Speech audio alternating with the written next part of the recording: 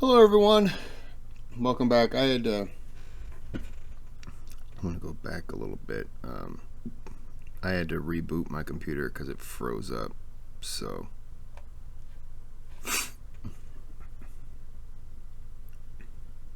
okay. This one's going to be a shorter one. I'm only going to go to here. 14 minutes. But probably talk a lot. So let's just get into the video. Name of the Chappaqua, where the Clintons live. They live in upstate New York, in Chappaqua. He stopped at Clinton's house and they sat in the kitchen apparently till 3 a.m. just talking. That I wish I could have been in that room just for like that. damn, On 9/11. we could have got him. Yes. So Do you remember that guy? Which guy? No, this is them sitting in the kitchen Yeah. like, holy shit, it was Yes. him? Yes, exactly. Hankley? Yeah. He did it? Exactly. So Clinton gone, and then Gore and Bush, and you had the crazy. I mean, I'm getting tired, so it's hard to get into Sure. Bush's the hanging chads. Yeah. And Bush was another this is going to be a nightmare. And I remember here's what I hated about, because I wasn't predisposed to hate Bush, because I heard he was like a compassionate conservative. That was the word on Bush. Yeah. Compassion. I was not a fan. I was younger, so I was more into, my political views compared to others. I didn't care for him, but I found him very humanizing.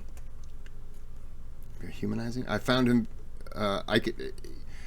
it's not at all what I'm trying to say. He was humanized by being a born-again Christian. Now, I'm not religious, so I didn't care about that aspect. But what I did appreciate was that he had been an alcoholic and a cocaine user. And so he had turned his life around. And I felt like that. Now, granted, I know Muslims don't drink. So I'm going to guess, I'm going on a limb, they don't do coke.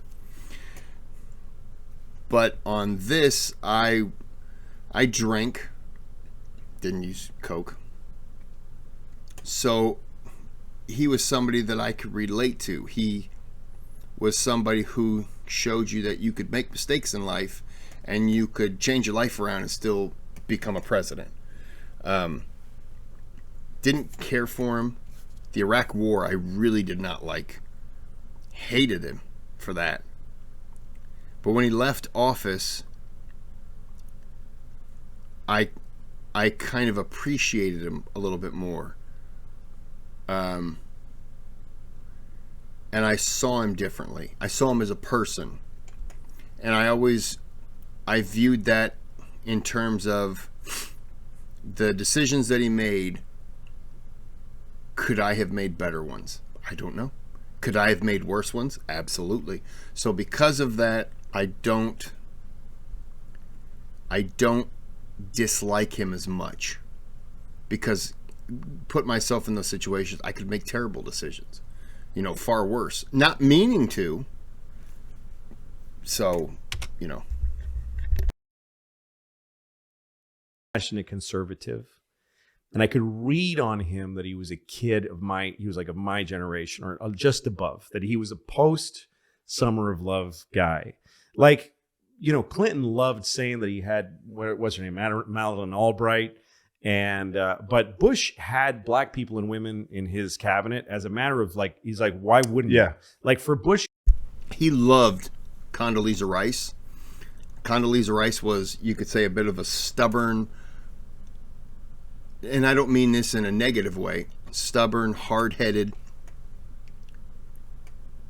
She was the good compliment in terms of people who go for it. They're like pit bulls, they're attack dogs. She stood her ground against people like Dick Cheney, Donald Rumsfeld. Man, it's quite a few. And those guys, they all came up together around Nixon time. All these guys they had years of service. She didn't have that. But what she had was the ability to not be fearful of who she was talking to. And she would go right at them and tell them how they were wrong. And these guys, that's not what you did. Everyone else kind of, Dick Cheney, everyone would give their talk in the meetings. And then Cheney was quiet. Everyone would leave, and then Cheney would just basically side with his people. In private, would tell Bush, this is what I like. I agree with these people. You knew who he was going to agree with. You knew who he was going to side with. But he never wanted his opinion known to everyone else in the cabinet. And she was like, I don't care. This is my opinion. And she gave it. And Bush loved that because he could see so many people were scared of Cheney. It wasn't. It stopped the bigotry of the Republican Party. And by the way, Democrats, tons of it also stopped at, because Clinton was like, you got to have a couple of darkies in there. Otherwise people get mad, And the gals, the gals are good. It's not a bad thing. It helps you. But Bush was like, Condoleezza Rice is fucking amazing. She's going to run everything. Colin Powell. So I liked Bush in that sense. But I remember he was interviewed about foreign policy.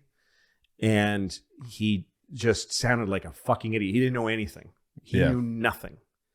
And then he took a day and crammed and did it again.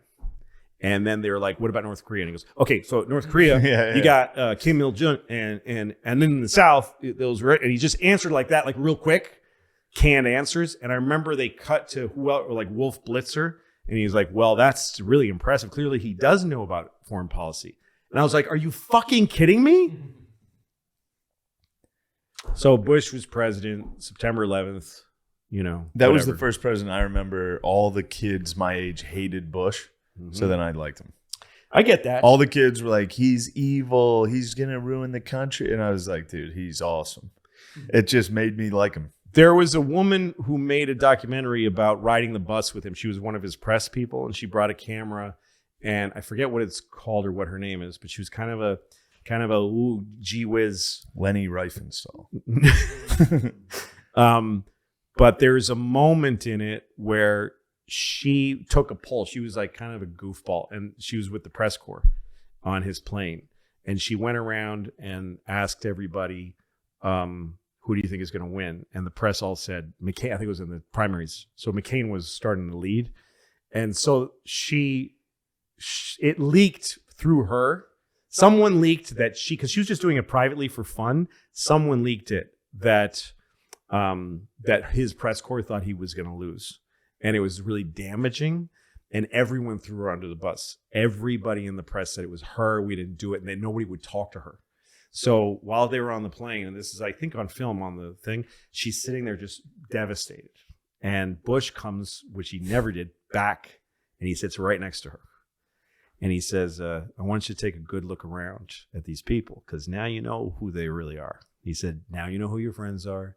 Now you know who they're not. So don't forget this moment because this is really just don't let them forget it. Don't you forget it. There was a guy, I forget the name of this guy. He was, it might have been on Rogan. He was on there and he was talking about how he was like a Muslim extremist. He got arrested after 9/11 in Egypt. You remember that? I don't know if it was Rogan. He was great. He was incredible. But he had sat down and talked to a bunch of presidents. And Rogan was like, who was the best one? He was like, W seemed to be genuinely compassionate. I do believe that. I believe that he had a conscience. And then also, he was like, did he do anything about it? It's like, no. Maybe not. Again, what all these guys did and how much of it was their fault, how much of it was the deep state, whatever it is. I don't know any of this stuff. Yeah. But all I'm going by is my feelings about the guys. And there's moments about W that I remember because politically I hated him. The whole thing with the Patriot Act, all this kind of stuff. But and Iraq, it was shocking. So many people died. Did you know Iraq was bad at the time? When the towers were on fire, all I could think of was this people in the desert that are going to die who had nothing. Like we're going to. I remember hearing it was Saddam Hussein, and I was like, Saddam ain't stupid enough to do that. say what you want about Saddam Hussein. The man was full of, I'll say, bluster, full of talk, but in a way he kind of had to be, because he needed others to kind of think he was crazy so that they wouldn't try to step in. Do you want me to put you down? Because you're fighting, walking all over me. Put you down then. All right. So, yeah, I never believed that he was responsible. I was against it completely. Overreact, and we're gonna kill so many people, and we did hundreds of thousands of fucking Iraqis that we killed. Yeah, we're just fucking had nothing to do with it. Damn. Nothing. See, I was in 8th grade, and I was sitting there like, whoever did this is gonna get a fucking knuckle sandwich. Well, Bush had a great impromptu moment. Dominated after that. Like when he was on with Bullhorn? I mean, when he was in Omaha going like, I don't know what this going on. He looked bad. It looked like this is bad. But then he went to fucking Ground Zero, held a megaphone, and someone said, I can't hear you. And he said, well, I can hear you. And the people who did this are going to hear from all of us. That's pretty good fucking ad lib. And the first pitch at the Yankees game? That pitch was a strike. That was beautiful. But that thing with the bullhorn, I can feel my arms and legs getting goosebumps. It was just off the cuff, and it was good. Yeah, I don't know if he said so. He was trying to talk, and people are yelling, "We can't hear you. We can't hear you." And he says, "I can hear you." And the people who took these towers down are going to hear all of us soon. And it was just like, oh, man, we are getting revenge. Yes, also. But easily he could have said, okay, then you're going to yell, I can't hear you. Of course, Of course, it was probably Cheney. I can't hear you. Cheney, by the way, was really the Bush story. I was doing Charlie Rose, okay? And me and Charlie later, our lives changed.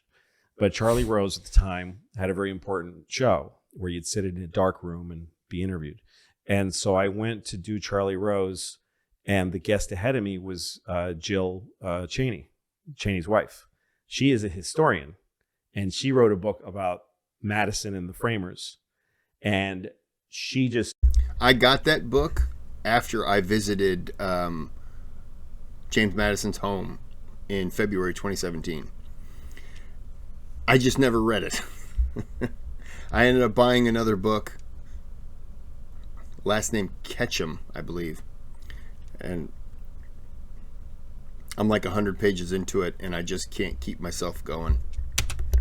He would just ask her questions, and she's a fascinating woman. Fucking brilliant historian. And she talked ad nauseum about all the people we did in the first one. Yeah. And I was just riveted. And then they brought me in as they were taking her out. And I was just trying to, like, she's not my world. And somebody said, we just need your microphone because we need to give it to the next guest. And she said, who's the next guest? And they said, Louis CK. And she said, Louis BK? Louis, where is he? Where is he? And she turns around, I'm standing there, and she goes, you're Louis BK. And I'm not going to correct her. I go, yep, I'm Louis BK. She goes, oh my God, my grandchildren love you. We're getting a picture. You're going on Twitter with me, son. Come here. What? And she took, you can find this. A picture of you and Liz Cheney? Picture of me with Liz Cheney. Jill. Liz is the daughter. Well, she called me Louis BK. So fuck her. But so we took a picture, and she tweeted it. Damn. I wonder if Dick ever watched. I have no idea. He's probably like, this guy's kind of an asshole. This guy's kind of a piece of shit. But yeah, so that's Cheney and Louis CK was on Opie and Anthony show back. I mean, their show went under in 2014. But I remember listening to an interview he did, and they had Donald Rumsfeld on the phone. And Rumsfeld had just written a book. It was a good book. By the way, Donald Rumsfeld, I don't know if I mentioned this already. Donald Rumsfeld, who...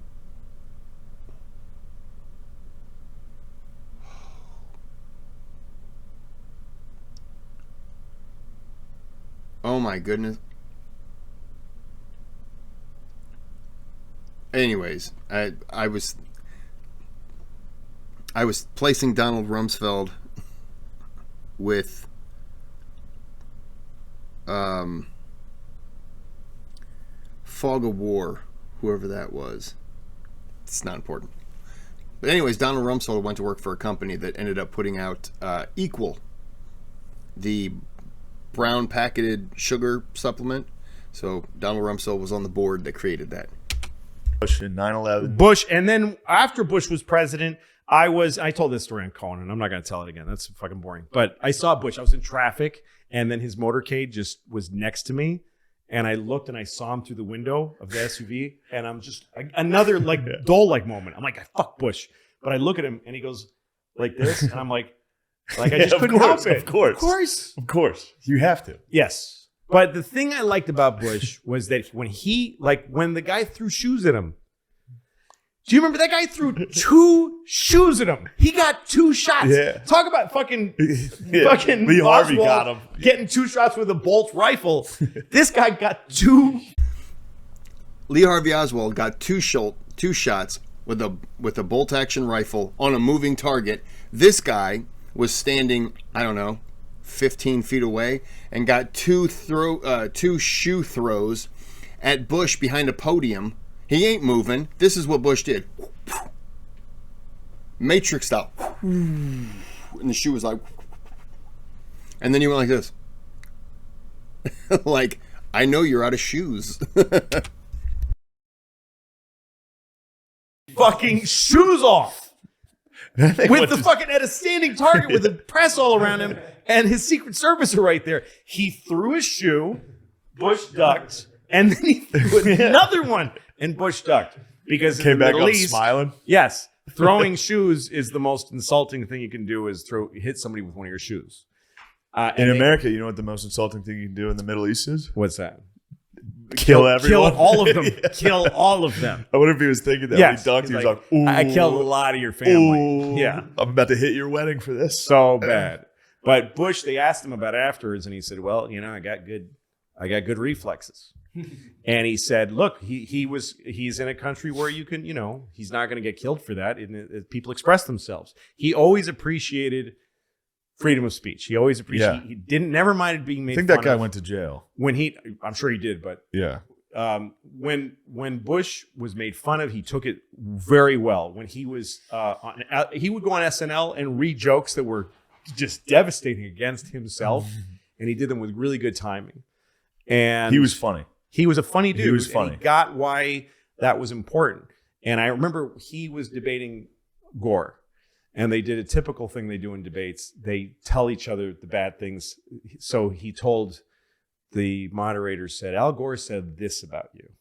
And he reads some shitty things Al Gore said. And he goes, what's your reaction now that you're with him? And Bush goes like, I don't know. He was like, he's running for president. He goes, of course, he's going to go for it. He's running for president. I mean, it's the game. We're trying to win. We're trying to, we have different views. He didn't care. And later also, they asked him about the press. And he said, we counted on the press to keep us honest. He said, when you're out there making decisions that are outside of the decisions that come to the president are the ones that nobody knows what to do. The ones that are clear what the law is and what's practical, other people make those decisions. They go to the president where they're like, we're not sure what's legal here. And we're not sure what the American people would want here. And so it's the hardest job in the world because you have to deal with the cutting edge of where the country is going, why it's going there, and what people really want, even if they don't know what's going on. And what's legal, it's so unclear sometimes. And he said, I depended on the press because we knew they were probing everything. We knew they were watching everything, and we knew they were adversarial, that they were ambitious to bust us. And that made me comfortable. Because it made me confident that I'm not going to, in my confusion, make any real mistakes. Like that's a profound thing for a president to say. And it shows the level of confidence that he had, which is why I did not like Donald Trump, because he didn't have that. To be made fun of is a place of strength. I can't take you seriously unless you don't take yourself seriously. If you're a person to be taken seriously, then you can be made fun. If you can't be made fun of, you can't be taken seriously. If you're like, do not make that joke about me, it's like, you're a pussy. You have no confidence in yourself. You need to hear good about you all the time. That is a mental and emotional problem. So Bush didn't have that. This thing is frozen up here. There. Okay. So let me go back. It was frozen and I didn't understand what was going on. So let me make sure I got it. Sorry. Go to the precedent where they're like, we're not sure what's legal here. And we're not sure what the American that he had, which is why he did not like Donald Trump, because he didn't have that. To be made fun of is a place of strength. If you're okay, so we're gonna end it pretty quickly. Let me let him finish that again just to make sure. I can't take you seriously unless you don't take yourself seriously. If you're a person to be taken seriously, then you can be made fun. If you can't be made fun of, you can't be taken seriously. If you're like, do not make that joke about me, it's like, you're a pussy. You have. And if you say, don't make that joke, everyone's going to make that joke. Especially, and I'm referring to Trump on this one, all he did was talk shit. All he did was insult people. But when people insulted him, I'm being attacked unfairly. Sad. It's like, no, grow up, dude. That's not about him, though. I'm not a Trump fan, as you probably can see. There's a great book called Days of Fire. I think I've mentioned it once before. It's about Bush and Cheney in the White House. It's Bush's White House. But it tells, it's so good. It lays out how, and there's the movie Vice, Rockwell. His last name's Rockwell, the actor. Sam Rockwell. So he's a rib-eating George W. Bush idiot. And they make it seem like, yeah, no, do whatever you want to do, Cheney, come on board, blah, blah, blah. Kind of how it was, but not really. Bush wanted a cabinet full of people who kind of knew what they were doing. And in that cabinet, by the way, I don't remember if I've discussed this or not. So the cabinets, the meetings, never had the vice presidents before. They were strictly the president's cabinet, whoever he put in. The first president to say, I want my vice president in these meetings, was Jimmy Carter, number 39. Jimmy Carter, looking at the presidents, looked at number 9, William Henry Harrison, dying in office. His vice president, John Tyler, takes over. So you got John Tyler. Well, you got William Henry Harrison, John Tyler. That's 9 and 10. Then you go to 12, who's Zachary Taylor, who dies in office. Millard Fillmore takes over. So that's 2. Lincoln is assassinated. Andrew Johnson takes over. Number 20, James Garfield assassinated. Chester A. Arthur takes over. Then you got number 25, McKinley. Excuse me. McKinley assassinated. Teddy Roosevelt takes over. Then you have Warren G. Harding, who dies in office, heart attack or a stroke. I think heart attack.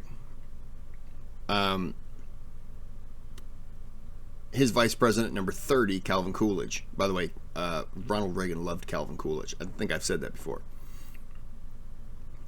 Then you go to 32, FDR. He dies in office. Harry Truman takes over. And then Kennedy gets assassinated. and LBJ takes over. So you're looking at 8 presidents. Carter was number 39. He was number 39, but he was the 38th man because Grover Cleveland 22-24, non-consecutive two terms, two 4-year, 2 single terms. So he's looking at it like the vice president kind of should be involved. And it goes back to, if you've ever seen Sam Adams, the TV show, it was really good. But there's a part in there where Sam Adams was not allowed to participate in George Washington's cabinet meeting. Washington didn't appoint him. Congress appointed him because they went, John Adams being the number 2 vote getter for president, they just put him as the vice president. Well, Washington liked him, but that wasn't his guy, so he didn't allow him to participate in meetings. And that was something that a lot of people, well, all the presidents did, up until Carter was like, if something happens to me, you should be here. You should step in, because he didn't want another Truman situation where Truman steps in and realizes we got atomic bombs. What the hell's that? And it's always catch up for the presidents, for the vice presidents to become presidents. And so Carter was the first one who was like, we got to set a different precedent here. Now, with Days of Fire, Bush and Cheney, Bush really relied his first term on his cabinet. Bush did what Washington did. Hear my comparison here. Bush sat back and said, okay, these are the topics at hand.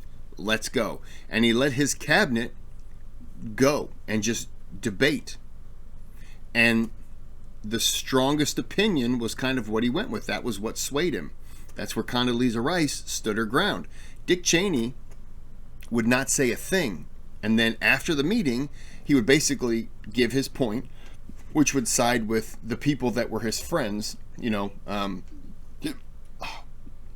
He would basically side with those people. He didn't want people to know where he stood. Condoleezza Rice called him out on that. Dick Cheney also did this thing, which was brilliant at first, but then became stupid.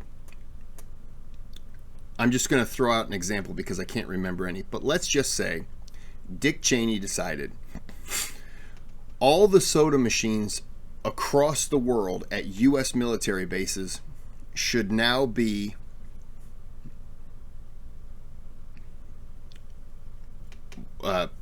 Coke products and the sugar-free diet only. Just go with me. And Bush is like, okay, why? Why do we want that? And Cheney was like, because I feel like it's best, and if you don't agree, here's my resignation. And Bush was kind of like, well, no, I don't accept your resignation, but if it means that much to you, okay.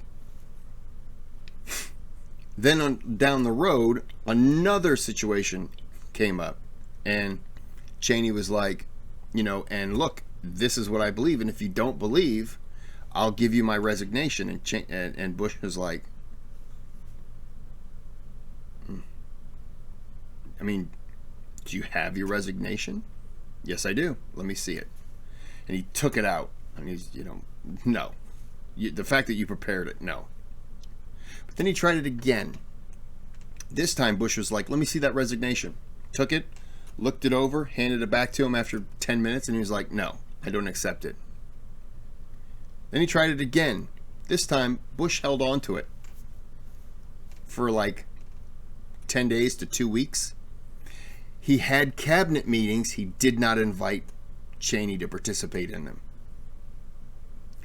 He also noticed that these cabinet meetings without Cheney were not as adversarial, not as confrontational. It was people more talking instead of hostility. After a little bit of time, 2-3 weeks, he told him, no, I'm not accepting your resignation. Then Cheney got it in his mind maybe one more time. And the idea was kind of floated like, well, what if he does? And the idea was quickly given back to Cheney's people, this time the resignation will be accepted. Bush had just kind of, it was his second term, and he was tired of feeling like he had to give in. And he no longer allowed Cheney to pull him aside after a meeting. He wanted his opinion in front of people. And that's where Condoleezza Rice was just that pit bull. She didn't take shit. She would just stand up to Cheney. And Cheney was not a in front of people confrontational. He's very, well, you know, I believe that this is the way it is, and that's all there is to it. And Condoleezza Rice is like, well, I think that your opinion on this matter is incorrect, and here's why. And everyone else is kind of like, oh, shit. Because you didn't do that. But she didn't care. And you start to see a lot of people leaving Bush's cabinet, and he's appointing new people. And that was when I think those people realized Cheney didn't have the hold on Bush that people probably thought. Bush really did turn and focused more on Condoleezza Rice because he realized she stood for something, she fought for something, and he really did value her opinion. He loves strong women. That's another reason why he loves Michelle Obama. Every time he sees Michelle Obama, he talks to her. She gives him a hug. She calls him Georgie.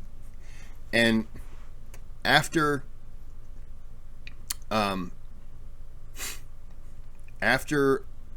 Trump had won the presidency, Michelle Obama was sitting next to, George Bush was there. And Bush's wife, Laura. Bush is sitting next to Michelle Obama, and Barack wasn't there. He was talking to somebody, and Bush is sitting there, and he's leaning on Michelle Obama. It was very cute. He's leaning on her as he's talking to her. He's all smiles, and Laura Bush comes over, and she's like, "Hi, Michelle," and they get to talking, and just abruptly he looks at Laura Bush, and he goes, "Honey, do you think that she can come home with us and just, like, you know, hang out with us? She's come hang out."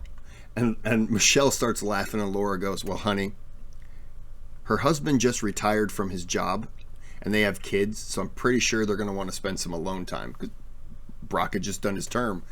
And he goes, "Well, he can come too, and the kids." He wanted them to come down to Texas. He wanted them to come down to Texas and stay as long as you'd like, 2, 3, 4 years. I don't care. Like, he just loved her. And then Obama heard it and just kind of giggled. He was just like, those two. And Laura Bush and Barack get along completely. And they get along because they feel like they're the adults of those two with their relationship. I go back. I don't remember if it was John McCain who had died or if it was somebody else. But again, Michelle Obama sitting right next to George W. Bush. Hey, sitting right next to him. And Bush pulls out like a packet of mints, and he nudges Michelle Obama and shows them to her to see if she wanted some. And she just looks down at him, sees him, and just starts smiling and giggling. And then she looks back and like, you know, Barack Obama's like, "What the heck? You know, this is a funeral. What's going on?" And Laura Bush is leaning over like, "What is going on?" Michelle Obama said he pulled out, he had a jacket he hadn't worn in so long. He reached in and felt something in there, and he pulls out, and it was a thing of presidential mints that, like, he got from the White House. And now you got to understand, he doesn't know when he got these mints, sometime in his term, but it had been Obama's 8 years plus however long Trump was in office, a year or two when McCain died. I think it was McCain. So these mints are 10 years old, just sitting in a pocket. And he was just like, "Do you want some? Like, we can split these." And she just started laughing. Then you hear the story and you're like, it's just, but then you realize that there is so much going on behind the scenes. And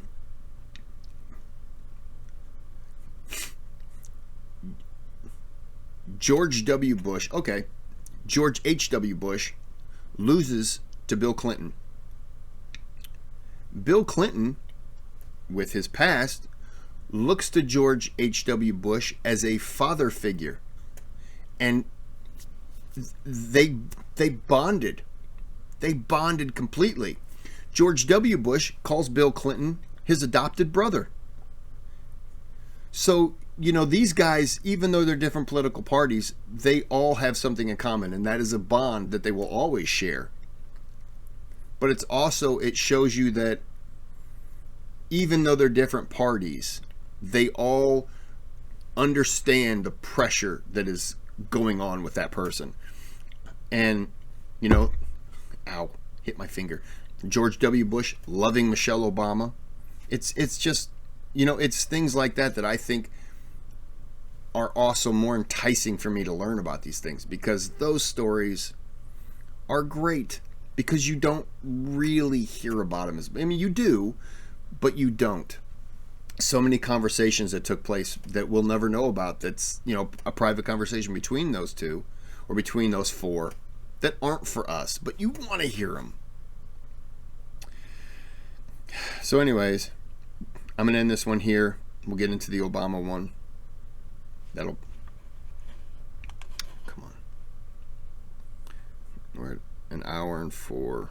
Yeah, that'll just be one. And then,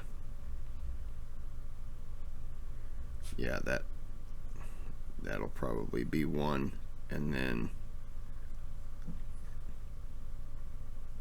I'll probably finish it, because a lot of this won't be full, but I don't know. If you do the scan, you notice it's like light out there, and then you start to notice it gets dark. It's pretty cool. Uh-oh. Uh-oh. Uh-oh, it's dark out. There's a peeping Tom. All right, so we're going to end this here. There's a thanks button. You can donate to the channel. You don't have to. Subscribe if you haven't. If you find that my videos are interesting, or if you've seen them, just do it. Doesn't hurt. It's free. But I'm going to start charging for people to subscribe to my channel. No. I'm going to charge for people who don't subscribe to my channel. How's that feel? And then the thumbs up button, that's just, you know, that helps. Oh, there's a bell. Hit that for notifications or whatever. So, sorry. News is on. The Texans and the Baltimore Ravens are about to play, and I want to watch the game. I'm rooting for Texans. I think the 49ers are going to beat the Packers, but I want the Packers to win if we beat the Buccaneers, because then the Lions host the NFC Championship game. And I'm not used to this winning in the playoffs thing. I don't know what I'm supposed to feel. So I'm going to end this video here, and I will come back, and until I do, you have a good day, have a good night.